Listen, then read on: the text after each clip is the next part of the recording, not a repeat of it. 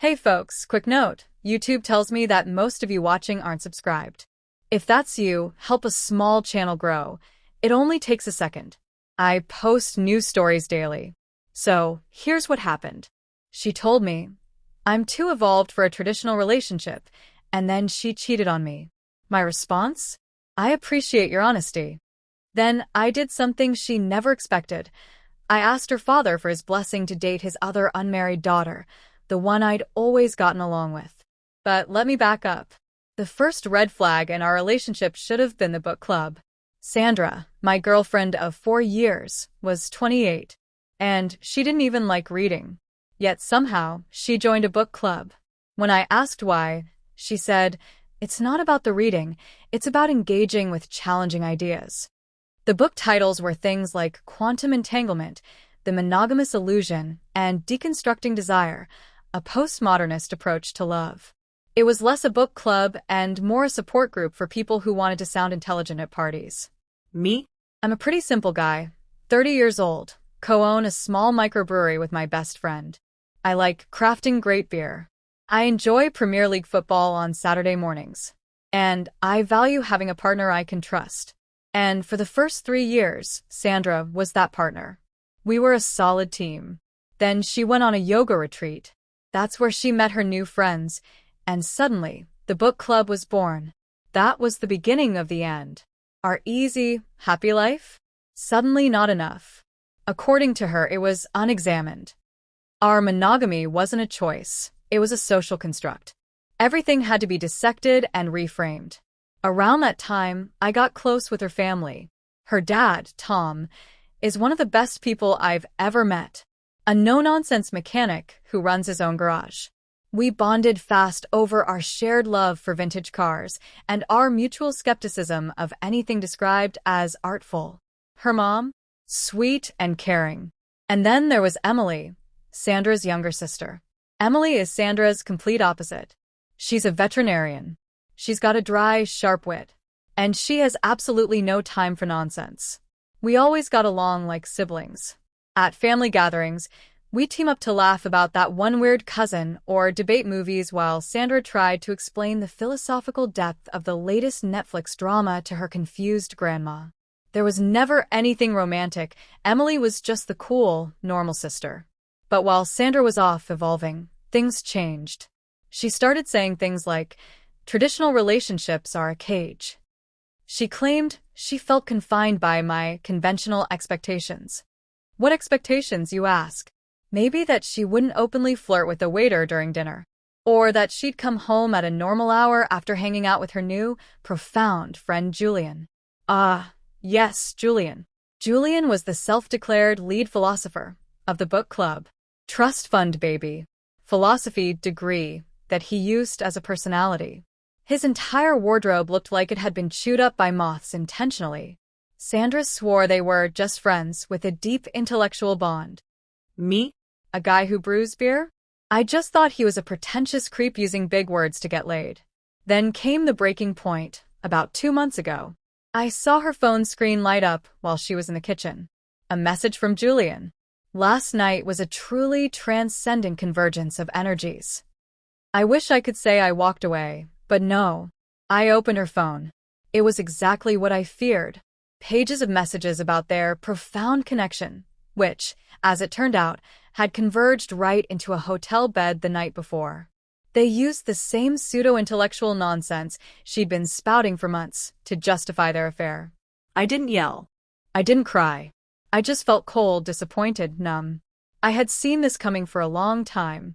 When she came home, I sat her down.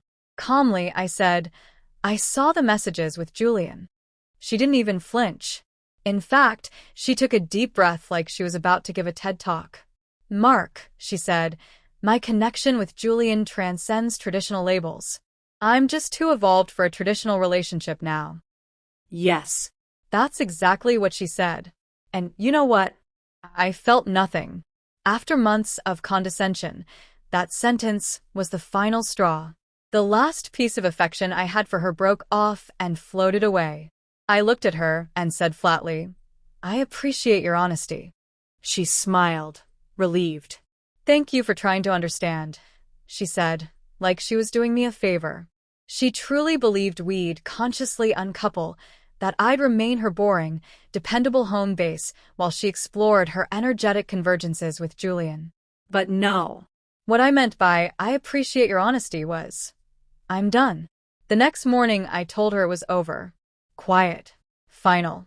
I said I wasn't evolved enough for her new lifestyle and asked her to move her things out.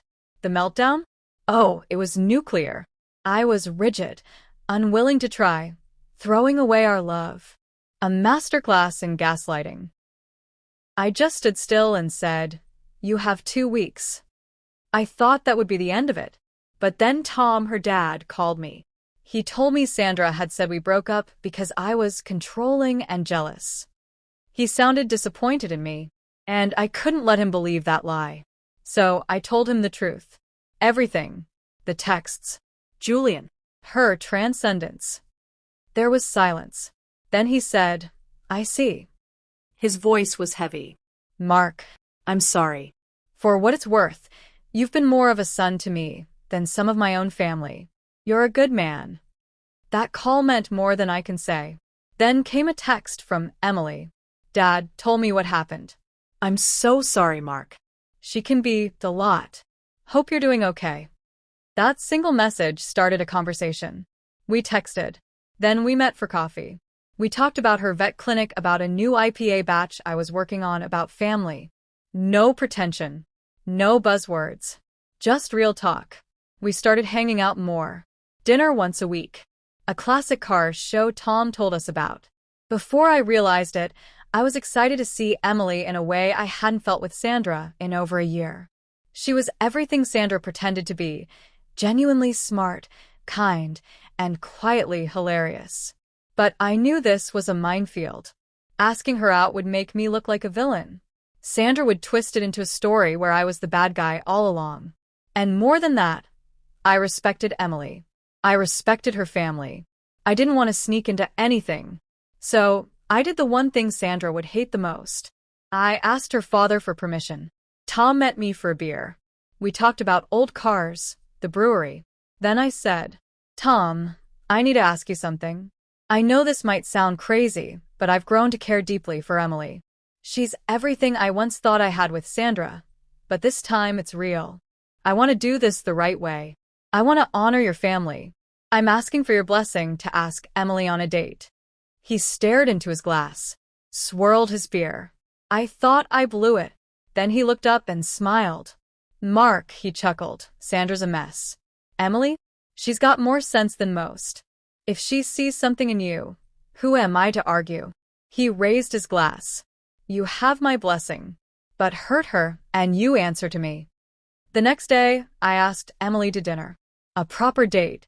I told her everything, what I'd said to her dad, how I wanted to do this right, with complete honesty and respect.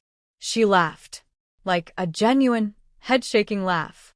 "You asked my dad for permission to ask me out?" I did. My face turned red.